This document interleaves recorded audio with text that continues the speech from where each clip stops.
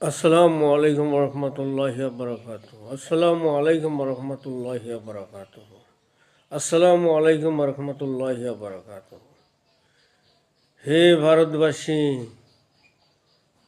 আমি উম্মতে মুহাম্মদী তোমাদেরকে সালাম দিচ্ছি। আমি তোমাদেরকে জানিয়ে দিতে চাচ্ছি, আমি তোমাদেরকে জানাতে চাচ্ছি,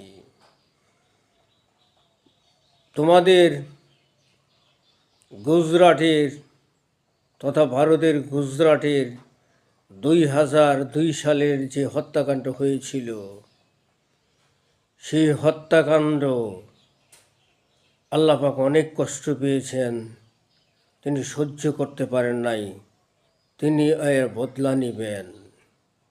কাকে তোমরা ভালোবাসবে, আল্লাহকে না জালিমকে? কোনটা বেছে নেবে তোমরা? আমি যা বলছি সত্য বলছি। আমি ইলহামের মাধ্যমে আল্লাহ পাক আমাকে জানিয়েছে, আমি জেনে গেছি তিনি বদলা নেবেন। তোমরা জালিমের পক্ষ নিও না, কখনো জালিমের পক্ষ নিও না। তোমরা আল্লাহর পক্ষ নেও, আল্লাহর পক্ষ নেও, আল্লাহর পক্ষ নেও। তোমাদের সাথে আমার অনেক দেখা হবে।